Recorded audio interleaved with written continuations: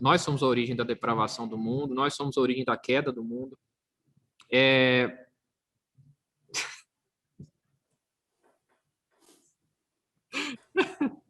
Anima aí. Parece que tá falando no velório, bicho. O pecado é a consequência. Aí tá falando do pecado, cara. Ué. Somos pecadores. Yeah.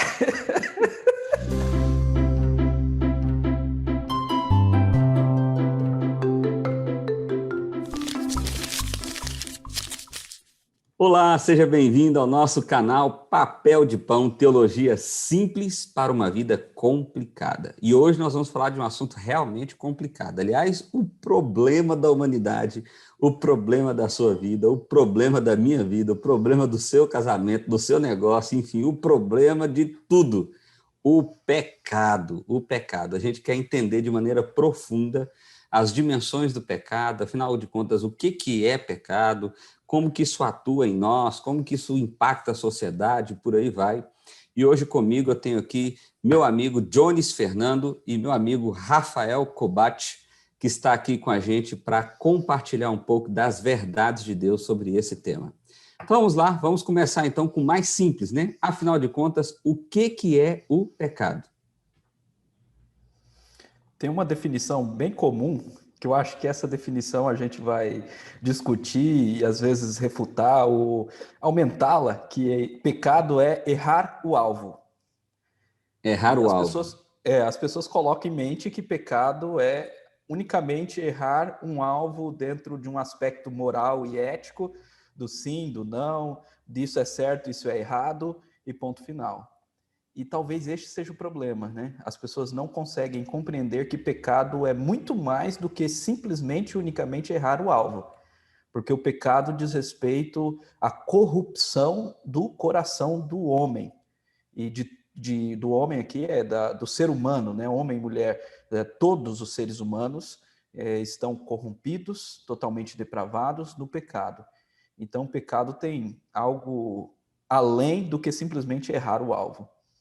E aí, Rafa, o que é o pecado? Até trazendo uma correção que é muito interessante que o Jones colocou e expandindo isso, o errar o alvo, quando a gente trabalha teologicamente isso, não é nas suas ações individuais e cotidianas. O errar o alvo é na natureza humana. A natureza humana não cumpriu o seu propósito de obedecer o pacto em relação a Deus. Então, o alvo foi errado lá no início. Aquela velha história, você pega uma flecha, se você desvia 1 milímetro aqui na origem, lá no final você vai acertar o chão, mas o alvo você não acerta. Então, o problema está aí, está na origem, Então, quando a gente fala de pecado, a gente está falando necessariamente da condição humana em relação a Deus, de total depravação, de total separação, de total rebeldia contra Deus. Somos inimigos de Deus. E quando falamos de pecado, estamos falando da nossa condição, muito mais do que das nossas obras. As nossas obras são consequência desta condição, e não o contrário. Então, o pecado fala de quem eu sou naturalmente. O homem natural é pecador, é inimigo de Deus. Então, deixa eu ver se eu entendi aqui para colocar em palavras mais simples. Nós somos criados para a glória de Deus, talvez esse seja o alvo, né? E aí nós erramos o alvo quando nós praticamos, fazemos, pensamos, andamos, desejamos fora desse objetivo, fora desse alvo, ou seja, tudo aquilo que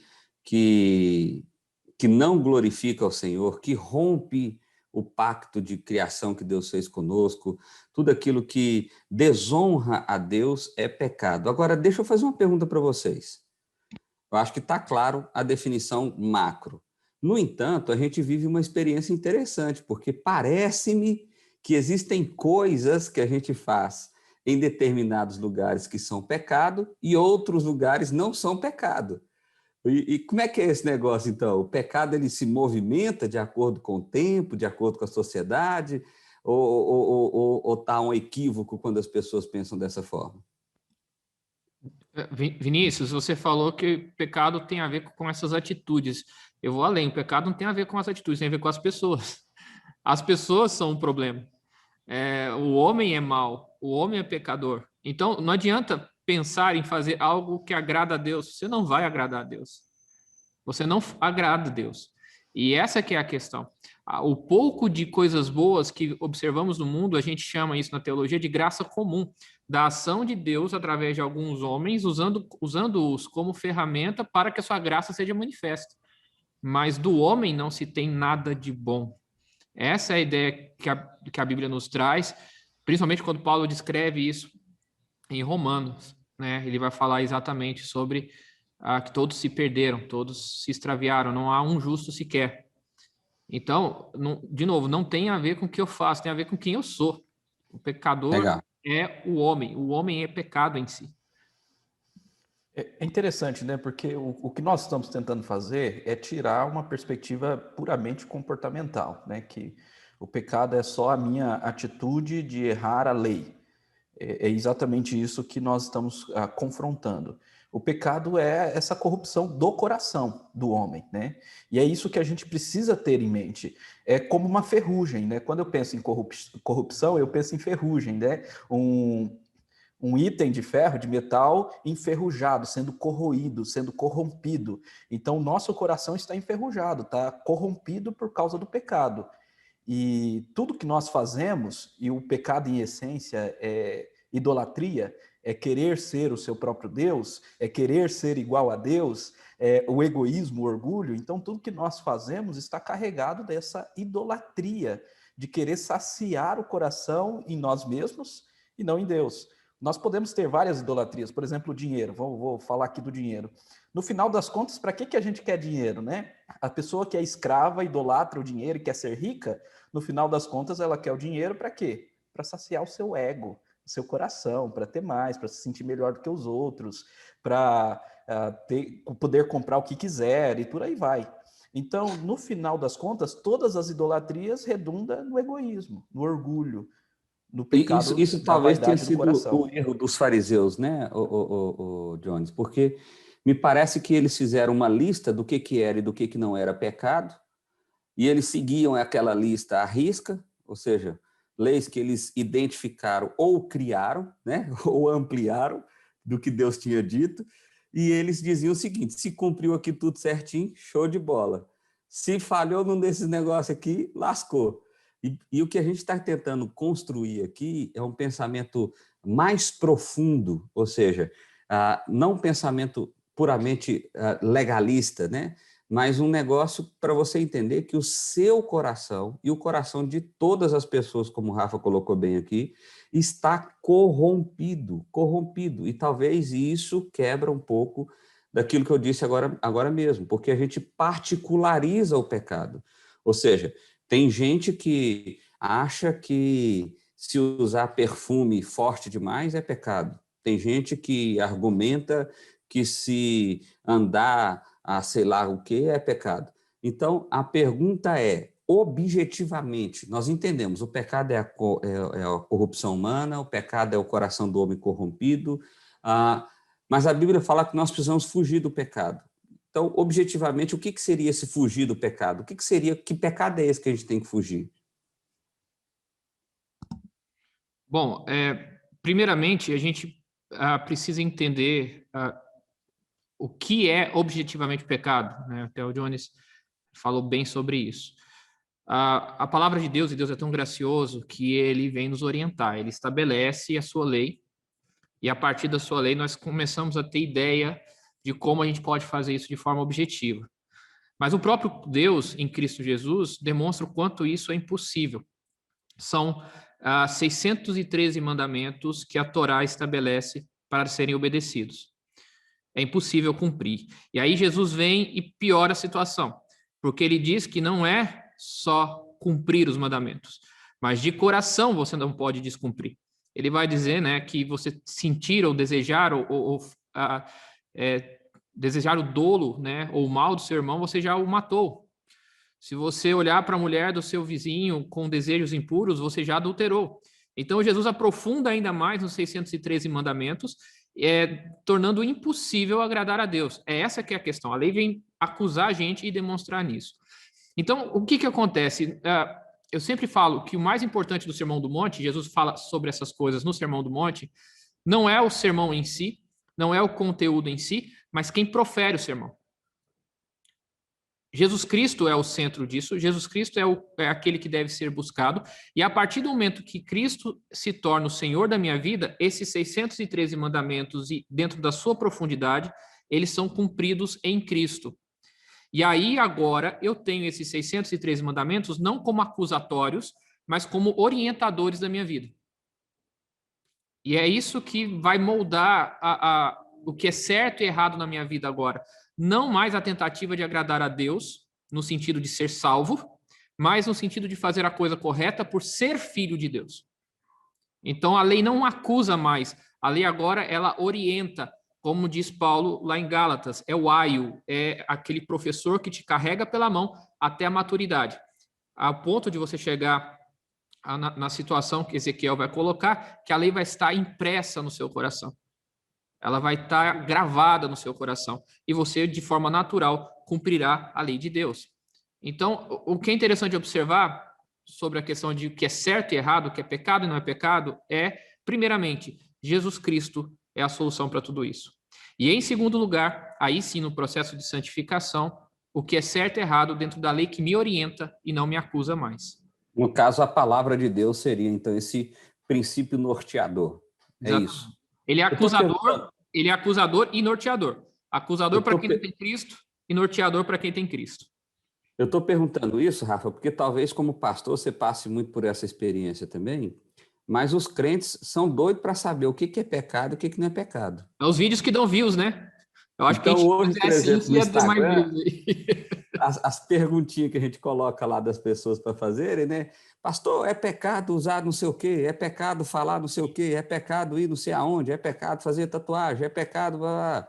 Bom, então a resposta seria, meu irmão, você não tem que estar muito preocupado com o que é e o que não é pecado, no sentido de cumprir ou não cumprir a lei, porque você não vai cumprir ela. É isso que nós estamos falando aqui desde o início. Exatamente. Você está lascado, você não vai cumprir ela. No entanto, uma vez que o evangelho passa a ser o princípio da sua vida, então você agora passa a viver para a glória de Deus. E como você vive para a glória de Deus? Aí é a palavra de Deus que te instrui. E aí eu queria ver se você concorda com essa visão, Jones. Essa palavra, ela é atemporal e ela é além de culturas, ou seja, o que é pecado hoje foi pecado em 1200, vai ser pecado em 2500. O que é pecado no Brasil vai ser pecado na Austrália. Não tem esse negócio de pecado cultural, pecado social.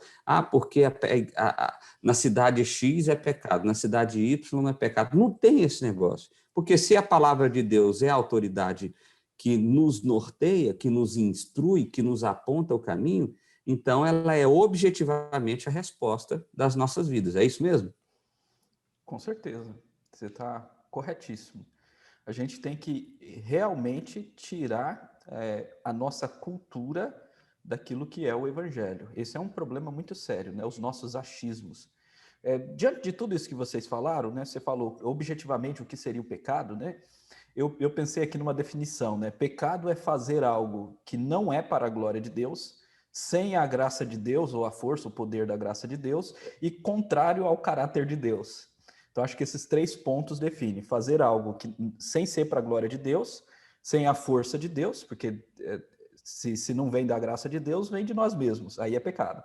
E contrário, o caráter de Deus. Só para aquela pessoa chegar e falar, então se eu faço algo para a glória de Deus, eu posso fazer o que eu quiser? Não, calma aí, tem que ser conforme o caráter de Deus, né? E aí o caráter de Deus está expresso nas Escrituras Sagradas. E é por isso que é atemporal. Porque se é o caráter de Deus e Deus é imutável, então é atemporal. É claro que nós entendemos que os textos bíblicos eles estão dentro de um contexto e devem ser interpretados dentro do contexto autoral, dos leitores e tudo mais. Mas uma vez que você interpretou corretamente, as implicações e as aplicações, elas são para todos os tempos. E pecado é pecado em qualquer lugar, em qualquer tempo. E a gente tem que tomar cuidado com os achismos mesmo. Porque a gente culturalmente gosta disso, né? Isso aqui não pode, lá pode. Esse negócio de pode e não pode, quando as perguntas são feitas, é porque a pessoa já está afundada no pecado e quer alguém para...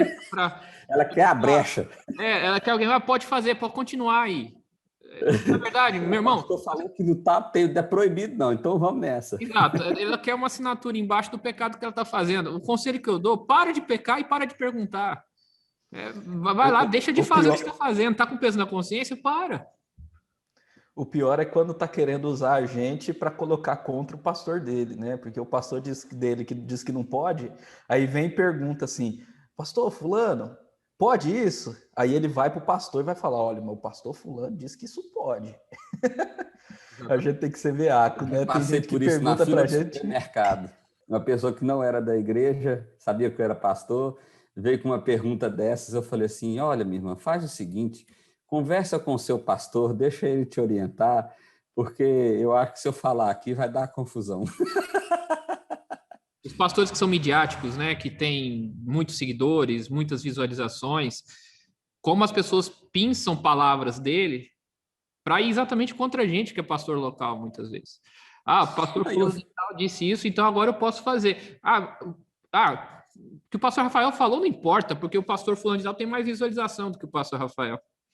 E aí a Bíblia, que é a autoridade, regra de fé e prática, deixa esse negócio para lá. Mas vamos lá, gente, eu quero aprofundar esse tema aqui com vocês. Quais as consequências do pecado? Porque, tá bom, o pecado, então, é transgredir a lei de Deus, é desonrar a Deus, é ir contra o caráter de Deus, e beleza, show de bola, tá claro para nós. Nós estamos, então, por consequência, presos no pecado, mas eu quero trabalhar justamente isso. Qual é a consequência do pecado? O que isso causou em nós? O que isso causou na nossa sociedade? Como que isso atuou? Né? Qual a consequência imediata para mim, como Vinícius, como indivíduo, na minha sociedade, no meu casamento, no meu trabalho, enfim? Eu posso dizer que a consequência mais presente, né, na nossa sociedade é a escravidão, né? O pecado escraviza. Você nota essa escravidão na dependência que as pessoas têm das coisas, do consumismo, do dinheiro, do prazer. É uma escravidão, né? Essa é uma das grandes consequências. E a quebra de relacionamentos mesmo, né? Nós vemos em nível social violência, guerras, brigas e por aí vai, né? E isso em todos os âmbitos, né? As pessoas pensam, dentro da igreja não tem isso, né? Parece que as igrejas é o que mais tem, é isso. Porque o pecado, ele corrompe todas as sociedades humanas, inclusive a igreja local e visível, aonde Satanás plantou o joio. E aí, Rafa? Bom, o pecado é o toque de Midas ao contrário, né? Tudo que você toca não vira ouro, vai virar coisa podre, né? É isso que é o pecado. Na verdade, tudo que está de errado no mundo é consequência disso. Eu falei domingo agora, conversei domingo agora com a minha igreja sobre a questão de geração. Como as gerações mais novas culpam as gerações mais antigas do mundo está dando tudo errado. E as gerações mais antigas culpam as mais novas por não manterem aquilo que é correto, né? Mas, na verdade, não é uma geração que vai consertar o problema do mundo. Não é a geração mais antiga que, mantendo seus padrões, vai trazer o mundo à perfeição, e nem a geração mais nova, revolucionando, que vai consertar o mundo. Porque a geração antiga e a geração nova são feitas de pessoas, são feitas de homens e mulheres pecadores. Então, o mundo não se conserta, pelo contrário, ele vai se destruir. A consequência disso são casamentos que se destroem, são situações sociais de trabalho que não se desenvolvem, são injustiças sociais, a pobreza se espalhando. Todas essas questões existem no mundo. Jesus sempre disse que iria existir pobres por toda a história. Por quê? Porque o homem está mergulhado no lamaçal de pecado. E isso não vai mudar. Isso não vai mudar. As consequências são essas. Se o homem quer cair...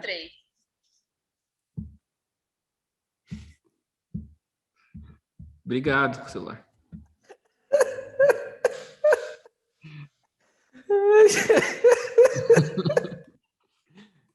Se o homem é caído, o mundo é caído também. O mundo também está condenado. Rafa, isso que você falou foi tão interessante. Recentemente eu estava conversando sobre isso com um jovem, E eu falei assim para ele, você gosta de chuchu? E aí ele me falou assim, não, não gosto de chuchu. Aí ele falou assim, seus pais gostam? Ah, minha mãe adora. Aí eu falei, por que que você acha que você não gosta de chuchu? E por que você acha que sua mãe gosta de chuchu? Aí ele ficou assim, eu falei, por causa do pecado. Ele ficou assim, eu falei, imagina só, você acha que Deus que criou o chuchu, ele criou o chuchu gostoso ou ruim? Ora, a Bíblia diz que tudo que ele criou é perfeito, então certamente o chuchu... Eu também não gosto de chuchu, só para ficar claro. Então, certamente, Coitado do chuchu. tudo que ele criou era perfeito. Então, o chuchu certamente tem um sabor delicioso, extraordinário, que foi corrompido pelo pecado. Sim. Agora, veja bem, não foi só o chuchu que foi corrompido pelo pecado. O meu paladar também foi corrompido pelo pecado. O meu paladar também. E é por isso que eu não gosto, o outro gosta, por isso que a gente tem gostos diferentes de sabores de comida ou de bebida ou coisa nesse sentido, porque ele foi corrompido de forma diferente, distorcida de forma diferente, né? Eu acho que essa é uma coisa que a gente precisa entender aqui. Todos nós somos distorcidos pelo pecado. No entanto, esse pecado se manifesta em nós com mais intensidade ou com menos intensidade, de forma diferente, talvez de forma mais individualizada. E aí a gente quebra um outro mito, Rafa, me parece muito importante, que é o mito da perfeição. Eu Exato. vejo muitas pessoas frustradas. Ah, meu emprego não é bom demais, meu casamento não é bom demais, a cidade que eu moro não é boa demais, o governante que eu tenho não é bom demais. Uai, meu irmão, é isso aí. Se você compreende o Evangelho, se você compreende a verdade de Deus, essa é a realidade. Não existe casamento perfeito, não existe trabalho perfeito, não existe sociedade perfeita, não existe governante perfeito. Nós estamos num contexto de mundo caído e é por isso que nós estamos aguardando o retorno de Cristo Jesus, porque Ele é a nossa verdadeira esperança de salvação. E aí, Rafa, eu acho que se a gente compreendesse essa dimensão do pecado, de como o pecado afetou tudo e de como nada mais é perfeito, então a gente não ficaria mais tão frustrado com as realidades ou com os desastres ou com as notícias ruins que tem no mundo. Talvez casais aceitariam melhor o seu cônjuge sabendo que ele é um pecador, sabendo que ele vai ter defeitos. Mas a gente sempre está projetando a perfeição no outro e esquecendo que nós mesmos somos imperfeitos. A perfeição precisa estar em Cristo, é Ele que é a liga, Ele que dá esse fio condutor. Nós somos a resistência ao mal por conta da perfeição de Cristo e não da nossa perfeição. Nós precisamos resistir ao mal, nós temos condição de impedir o apodrecimento desse mundo, pelo menos o apodrecimento rápido desse mundo, mas por causa de Cristo, não porque eu tenho condição de chegar à perfeição. E a gente fica com esse ideal na cabeça, como você colocou muito bem, e é uma guerra que a gente não vai vencer. E a pior de tudo, é uma guerra que já foi vencida em Cristo. E a gente está querendo lutar a batalha de Cristo. Legal. E aí, Jones? Eu estou escutando vocês aqui, eu estou pensando umas coisas assim. Pensa aí se vocês concordam comigo, né? Minhas heresias particulares. Vai lá, aqui é o lugar da gente fazer heresia, vai lá. Porque vocês estão falando desse mundo decaído, né? Que esse mundo, de fato, não é o lugar do perfeito. O perfeito vai ser o mundo vindouro. Eu posso dizer que esse mundo, então, ele já está debaixo de condenação. Não é a condenação final, portanto, não é o inferno.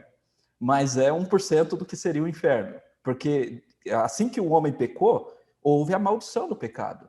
Exato. Então, nós vivemos no mundo condenado. E no mundo condenado que vai ser efetivamente condenado, ou 100% condenado, quando Jesus voltar com fogo, né? Que é a restauração de todas as coisas. E por causa disso, sempre há aquele vazio no nosso coração, que é uma consequência do pecado, de querer algo melhor. De querer algo melhor no casamento, de querer algo melhor na igreja, de querer algo melhor na cidade, de querer algo melhor em qualquer lugar, né? Então, essa ideia de entendermos que esse mundo é condenado nos ajuda a compreender as consequências do pecado. É o que está em Gênesis 3, né? Porque o que foi aquilo? Não foi uma sentença de Deus? Sim. Dando as consequências do pecado para cada um de nós? Da sociedade, da criação, da serpente. E ali é importante, Vinícius, lembrar dessa passagem, porque ali Deus não acrescenta nada novo. O jugo ali se torna a própria consequência do pecado.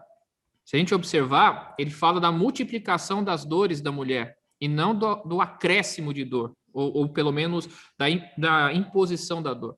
Então a mulher já sentia dor no parto, ou ela já sentiria dor no parto, só que isso seria agora realizado, esse parto seria realizado no mundo caído, onde ela estaria susceptível a infecções, à morte, ela estaria susceptível a imperfeições físicas que ela não teria.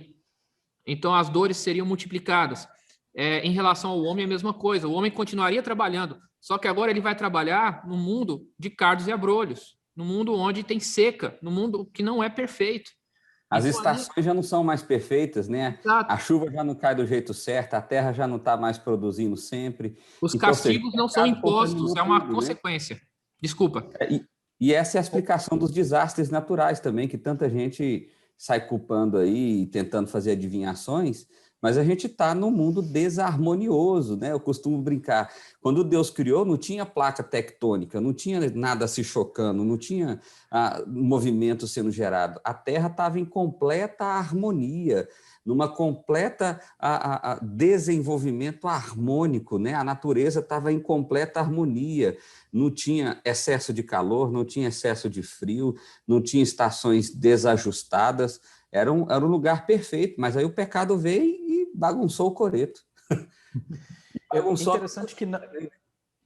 Interessante que não apenas a questão natural, mas também os próprios seres humanos, né, nessa desarmonia, eles geram problemas em outros seres humanos. Eu costumo dizer que a gente vive em um mundo de causa e efeito, fechado ordinariamente, mas extraordinariamente não fechado, né? Porque quando Deus intervém extraordinariamente, o mundo não é fechado em causa e efeito, mas sem a intervenção de Deus é fechado. E aí a minha ação, a consequência da minha ação prejudica o outro. Por exemplo, quando nós falamos lá de Brumadinho, né? Eu estou lembrando aqui do exemplo de Brumadinho, porque é um exemplo bem interessante para explicar isso. Uhum. As pessoas perguntam, por que aconteceu aquilo? As pessoas que morreram, né? Falando aqui com bastante zelo, né? Pelas famílias enlutadas, mas as pessoas perguntam, é culpa delas? Normalmente a gente responde, não é culpa delas. Mas sem dúvida alguma é culpa do pecado. E eu posso também dizer que é culpa do pecado particular do engenheiro infeliz que deu aval a um negócio que não deveria dar aval, de acionistas que querem lucro acima de fiscalização do ser humano. que aceitou suborno para dar licença. Exato. O pecado desses camaradas prejudicou cidades inteiras. Por quê? Porque, infelizmente, vivemos nesse mundo de causa e efeito. Não são catástrofes, não são catástrofes que matam milhares de pessoas. Não são vírus que matam milhares de pessoas. O que mata milhares de pessoas é o pecado, é a corrupção. Exatamente. Legal. Bom, então tá. Então a gente já entendeu o que é o pecado, as consequências, a dimensão social do pecado. Agora, como que a gente lida com ele, então? Como que a gente enfrenta o pecado? Porque as pessoas, por exemplo, eu ouço muito o seguinte discurso, Jones, olha só se você já ouviu esse discurso. Alguém diz assim, eu gostaria de me relacionar com Deus, eu preciso de Deus, mas tem algumas coisas que eu preciso deixar antes para depois ir procurar o Senhor. A pergunta é isso mesmo? A pessoa tem que abandonar o pecado para depois procurar a Deus? É assim? Essa é a maneira correta de lidar com o pecado? Se ela conseguir abandonar todos, é desse jeito mesmo. Aí ela pode entrar para o céu direto. Agora, se ela não conseguir abandonar tudo, né? Aí precisa de Cristo. Né? E aí, como que lida com o pecado? Né? Tem dois passos. Primeiramente, a gente tem que lidar com a culpa. Esse foi o primeiro passo que Jesus fez, lidar com o problema da culpa. É interessante porque tem outras linhas de terapias, né?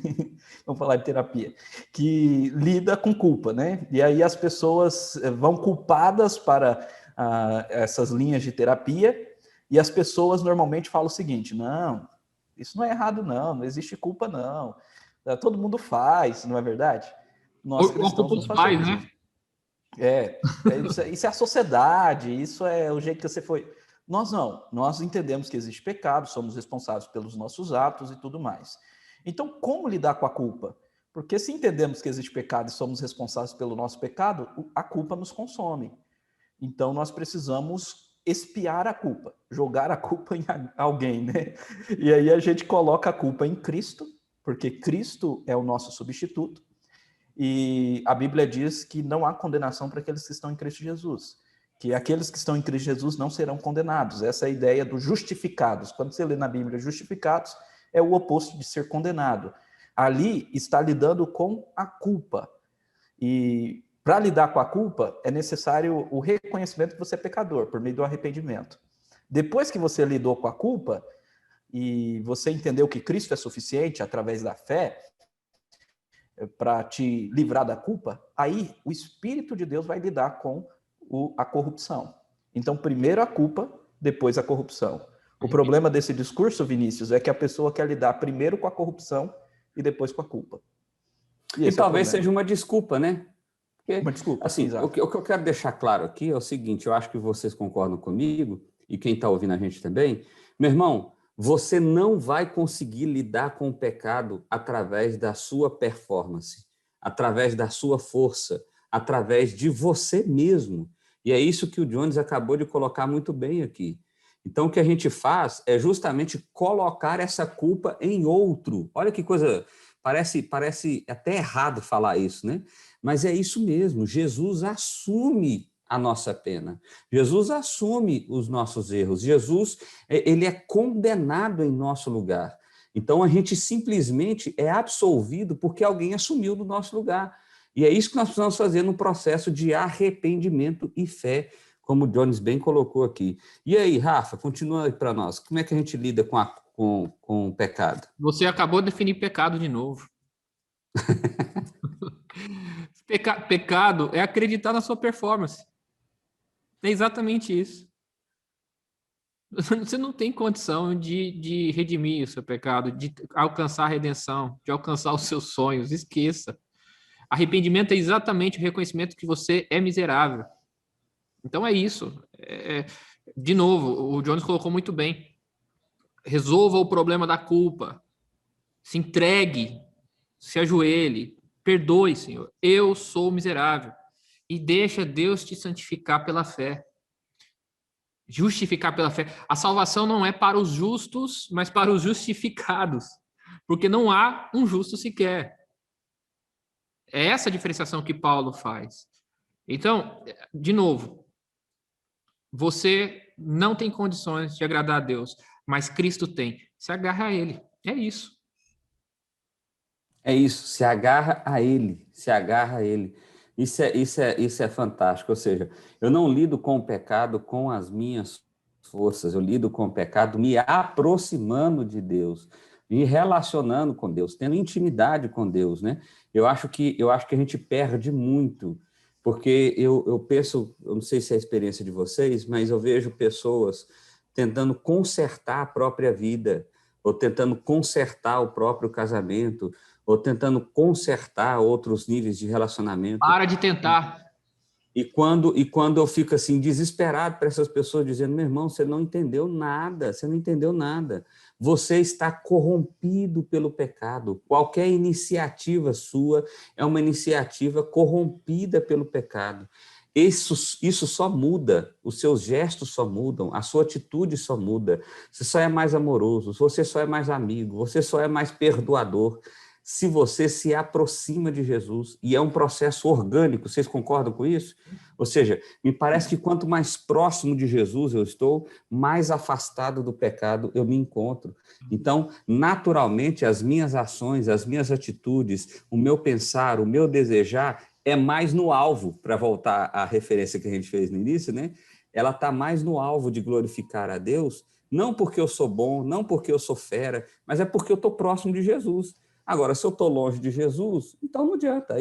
Se você continuar olhando para o seu pecado como centro da sua vida, você está olhando para o seu umbigo.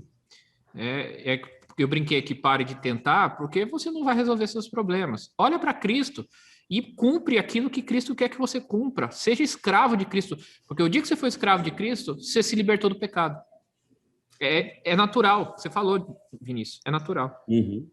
A ideia aqui é que o pecado vai deixar de te definir, né? O que te define não é o pecado. Normalmente a gente fala assim, eu sou alcoólatra, eu sou mentiroso, eu sou fofoqueiro e por aí vai, né? Então o pecado vai definindo, né? Se você está em Cristo, quem te define não é o seu pecado, é Cristo, né? Cristo, ele é o Senhor da sua vida. Eu gosto, vamos tinkelizar aqui a nossa conversa, vamos colocar o Tim Keller.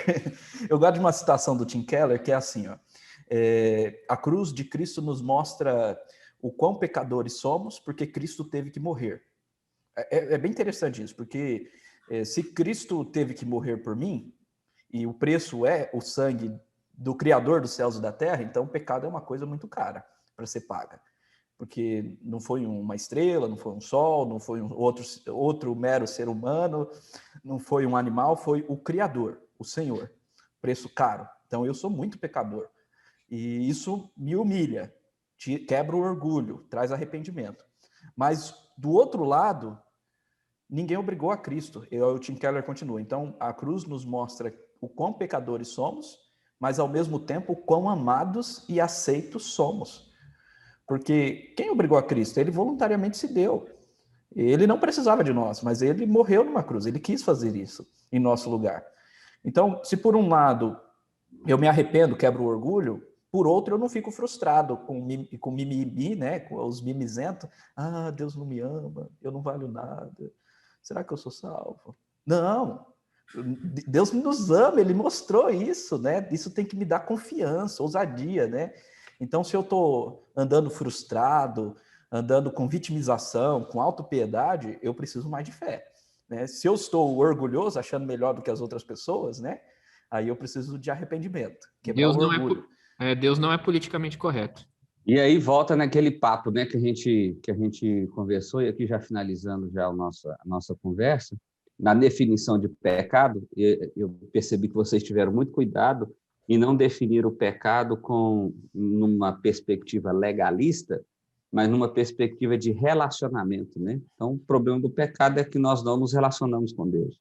Exatamente. E aí, como que eu lido com isso? Me relacionando com Deus. Então, assim, simplesmente ir na direção de Deus, né? Ir na direção de Deus. Só para finalizar uma frase, quem quer se justificar para se relacionar com Deus está fazendo exatamente o caminho contrário. Não vai encontrar nunca Deus, está andando para o lado contrário. Então se relacione, você vai ser justificado. E aí, talvez um último destaque que eu queria fazer aqui, Rafa, é o fato de como a graça traz leveza sobre a culpa do pecado. Porque eu acho que é outra coisa que as pessoas sofrem muito. Tem pessoas que ficam eternamente culpadas, ou seja, parece que a morte e ressurreição de Cristo não foi efetivada no coração daquele indivíduo. Eu acho que isso acontece pela mesma razão, ou seja, ele quer se purgar, né? Ele quer se perdoar, ele quer se... E aí o problema continua sendo a auto-performance do mesmo jeito, né? Então a gente tem que falar, eu sou completamente incompetente mesmo para resolver esse problema. Eu preciso de outro para resolver esse problema por mim. Eu falo que nesse sentimento da culpa, né, que vem junto com a frustração, falta fé, né? A pessoa precisa crer mesmo que Jesus é único e suficiente Salvador e que não precisa nada além dele, né? Eu posso dizer aqui, voltando lá na origem, que pecado também é incredulidade. Por quê? Porque pecado foi a descrença na palavra de Deus. Porque Deus disse, não coma desse fruto, do chuchu, do bem e do mal. E aí Adão e Eva foi e comeu, não crendo na palavra de Deus, creu na palavra da serpente. É por isso que o chuchu ficou muito ruim. E com essa cara assim meio feia, sabe? Então é descrença. E nós precisamos crer. Crer em quê? Na palavra de Deus, em Cristo. Legal, legal. Gente, então, uma última palavra. Rafa, o que você gostaria de dizer para nós aí sobre esse tema pecado? O que você queria que ficasse na mente das pessoas? Arrependimento e fé são os frutos do Espírito. Toda a palavra de Cristo está resumida nessas duas palavras. Arrependam-se e creiam. Então é isso. Eu vou só repetir o que João Batista falou, o que Cristo falou. Arrependam-se e creiam. Legal, legal. E aí, Jones? Última palavra. O fruto do conhecimento do bem e do mal era o piqui. Quando mordeu, entrou o espinho e ele xingou, aí entrou o pecado no mundo. Não, brincadeira. Quando o pecado termina? O pecado só vai terminar quando Cristo retornar e condenar definitivamente todo o pecado. Isso se chama juízo final. Aqueles que Cristo morreu no lugar deles, foi condenado no lugar deles, que receberam esse presente pela fé, não passarão pelo juízo final. Os demais irão se lamentar, porque serão julgados. Só lá que o pecado vai terminar. Até lá, estamos vivendo nesse mundo debaixo de condenação. Legal. Eu queria terminar dizendo para você a seguinte frase: o pecado nunca é solução para o pecado. Por que eu estou dizendo isso? Eu tenho visto pessoas tentando resolver os seus problemas justamente praticando outro pecado, né? Um exemplo comum, por exemplo, é um casal que está passando por dificuldade e fala assim: eu vou me separar. O pecado nunca é solução do pecado. A solução do pecado é Cristo, o Evangelho de Cristo, e viver esse Evangelho com verdadeira sinceridade. Então, agarre-se a Cristo, viva Cristo e vença o pecado em Cristo. Pessoal, foi bom demais. Espero que tenha sido um tempo esclarecedor para você. Até o nosso próximo encontro. Papel de Pão, teologia simples para uma vida complicada. Valeu!